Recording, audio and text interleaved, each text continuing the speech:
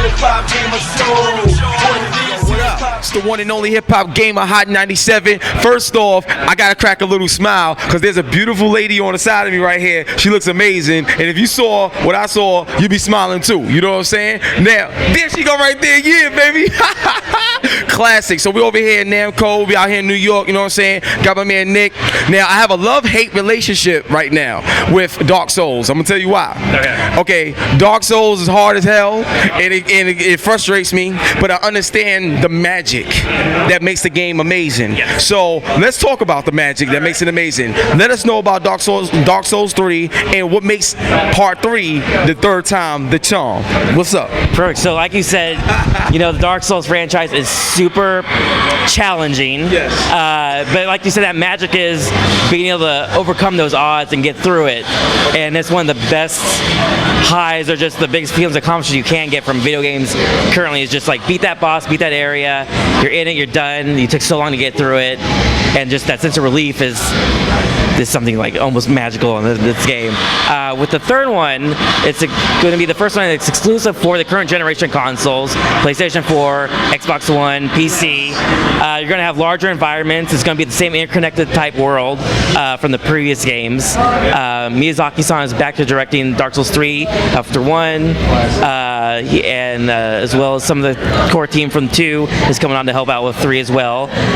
We have new battle mechanics that we're showing off this week, and we'll have plenty more to show in the future, but it's just a bigger, better, challenging game for everyone to enjoy. First off, I'm gonna tell y'all something, man. I'm gonna tell you something. I love your passion for this game. I feel like I'm talking to myself right now, you know what I'm saying? Because throughout the entire time you just talked to me, you couldn't stop smiling, man. I was like, yo, like, for real, you gotta get the belt, because I'm gonna tell you right now, like, real talk, like, that's what I live for.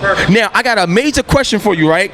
Now, you know, what do you feel was like the hardest game that you played growing up that may make you think about Dark Souls now? The hardest game I had growing up, I never beat it, was Battletoads. That was one of the hardest games ever. Oh my God! Right now, I can't right now. So that is crazy. Battletoads was legend, but it was hard as I don't know what. So, but that's one of my favorite games too. And just let y'all know, I have over 25,000 games from Commodore 64 to now. You don't believe me? See me. Shout out to JVB, because you came to my house. You already know. Now, my next question for Dark Souls, regarding Dark Souls 3. Now, what do you feel is the big challenge in the game now? Because aside from the game being challenging and difficult itself, you always gotta kind of reinvent yourself when you go into, you know, next levels. So what's some of the things that you feel will be very different about Dark Souls 3 opposed to any other Dark Souls? What's some of the major differences you could point out right now? The major differences that we announced so far is battle arts. So battle arts is kind of changing the way combat plays out in Dark Souls. So we have alternate attacks per weapon class. So you can do, so for short swords you can go to a ready stance, and you can have 2 alternate attacks. You can shield break, you can do a lunging attack. Great swords, you can kind of do a lunge, absorb hits, but then you can do a devastating like uppercut. Axes, you can buff your axe for a short amount of time. They are new attacks for like pro or like advanced players to kind of change the game, change the way they play the game. If you don't want to do it, you don't have to do it. They're there, they're optional.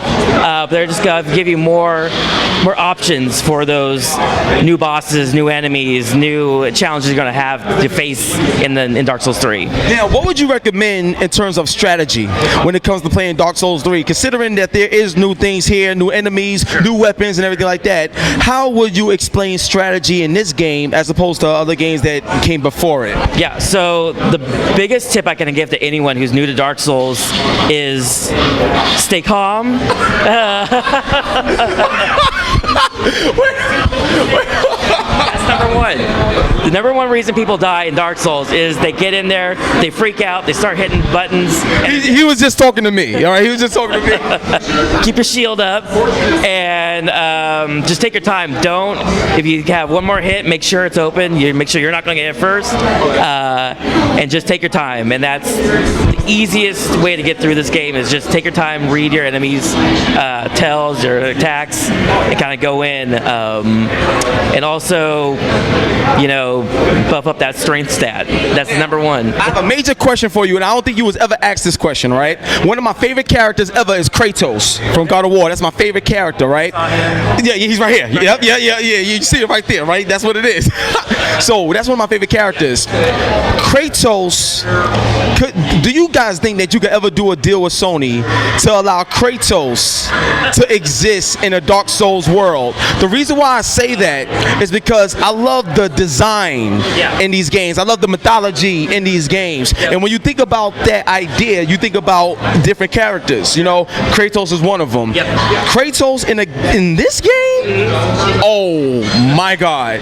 What are your thoughts on that? Have you thought about any other characters joining the Dark Souls world? I haven't heard anything about guest characters. We haven't done them so far. Kratos would be a perfect fit into the Dark Souls world, I think. No plans to do that.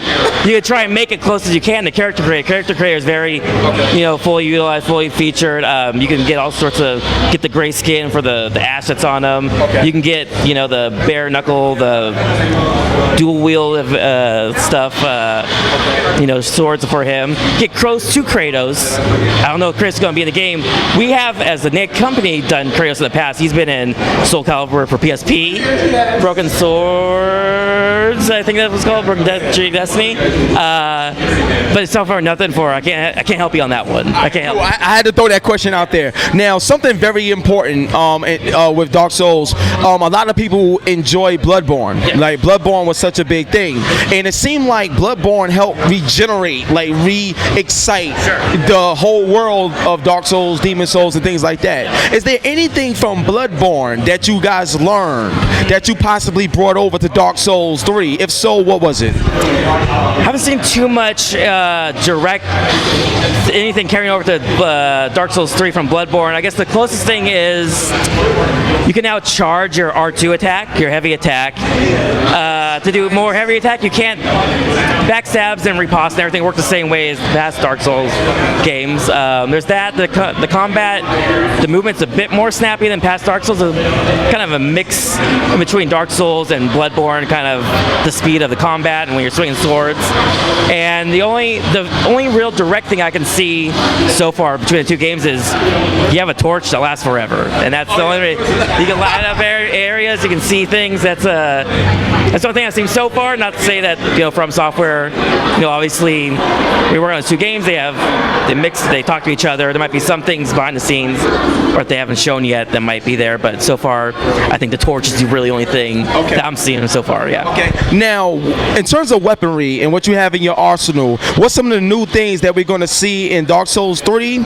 And do you guys got plans to have like DLC packs or anything extra after Dark Souls 3 launches? Because to me, I know a lot of people. Now, I gotta talk to the people for a second. I know a lot of y'all be complaining about DLC and all this other stuff. Let me tell you something. It's called options, right? It's optional. You don't want it, don't get it. All right, stop hating. That's the first thing. Second of all, these developers work real hard, right? And we all know, even though I'm partnered with GameStop, we all know how to use gaming business work. We got to find new ways to make money. If DLC is a way to make money, so be it. That's why we got Dark Souls 3 instead of only having a 1. All right. So mind your business. I had to do that. Okay. All right. No problem. So what you think about DLC and so DLC, DLC is everyone's loved the DLC for Dark Souls 1 and 2. I got no plans right now, nothing announced right now for Dark Souls 3. Let's get the game out first, and then we can talk about anything else. But yeah, I had nothing to announce for DLC. As far as weapons go, you have the usual mix of like battle axes, swords, bow and arrows, and stuff. One new weapon we have is dual Legion scimitars, and with that, let's say before that battle art stuff, you can kind of go in there, do some with some crazy swinging, circling attacks, kind of clear out rooms real fast, and also the way short bows in that work are a little bit different. So one of the big things that From Software is doing is trying to make more classes and more builds viable in play. So if you want to be, Legolas and kind of go around with a bow and arrow, you can go kind of do that with a bow as a main weapon more so than you could in past games. All right, 2 more questions. Now, what has been the biggest benefit that you guys experienced developing the game, considering that it's current generation only? So I need to know this because we talking PS4, Xbox One, PC. So I'm expecting to see, like, from a graphical standpoint, it already look crazy. Yeah. So my thing is, what has been the best benefit from a development standpoint, and what you've been able to give to us gamers because it's current gen only? I think the biggest, besides the graphics that we mentioned, I think the biggest thing now is just the overall scope of the game is now so much larger. So before, From Software said, like, if Dark Souls 1 and 2 is like you're exploring a city, this is like they want you to think you're in a nation. So there's huge vistas. Each area is larger than previous areas. Anything you can see in those areas you can now go to. If there's castles in the background in the far off distance, you can probably bet you can go there, explore those castles, kind of check those out. Overall, with the power of the PS4, Xbox One, and PC, it's kind of that overall scope is so much bigger now than it was with PS3 and Xbox 360. Okay, now final question, right? Now I know a lot of people die in this game and stuff like that. Now what I want to ask you is, do you guys got any plans to open up the door for a more casual audience? Meaning, like, for example, there's certain games, if you die too much, they will say, would you like to change the level or something like that, whatever. Do you think that having that as an option would take away from what the game is supposed to be? Or do you think that having that option will help get more people into the game instead of being intimidated by it? Yeah. I think Dark Souls as a franchise it's known for being that game that's hard, and both in combat and the gameplay, and also just figuring out the story, is the lore behind everything. I think if you took away that and kind of gave that option to people, it'd take away that mystique and that kind of what makes it Dark Souls. I think it has such a strong community behind it. I think that community helps generate that awareness to other people who may not know what Dark Souls is or may not have played a Dark Souls game. I've seen it work for Bloodborne. Bloodborne's still a hard game. But I think that the community around Dark Souls 2, and kind of this new game from Software that's similar to Dark Souls, Bloodborne, kind of reinvigorated, like we said earlier, that passion. And now coming to Dark Souls 3, you're going to get that. You're going to get the best quality, don't compromise the vision of the developers, and you're gonna have a great time. It's not gonna be hard. And one last thing, I'm sorry I lied. All right, one last thing, right? Yeah. I think one of the best things about Bloodborne, real talk, was the bosses. Yes. You know what I'm saying? And when I look at Dark Souls and everything, I know you guys got crazy enemies, crazy bosses and stuff like that. Yeah. But because they're so unique, will you ever give the opportunity for a player to play as one of the bosses in the game? Oh, what a question! That was crazy right there. So I would love to play as one of the bosses in this game. That'd be awesome to play as, like, Sif or Torius or something like that. Please, come on, man! Don't do this. Yeah, man, please, man. I think that'd be great.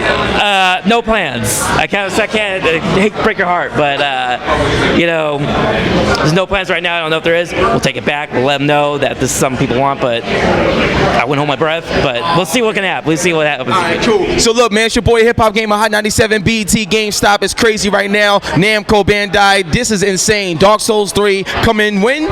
Early 2016. Early 2016, man. So get your money right. Save up. Make sure you go out there and support the title. All right. One love and God bless, baby. Yeah, we out.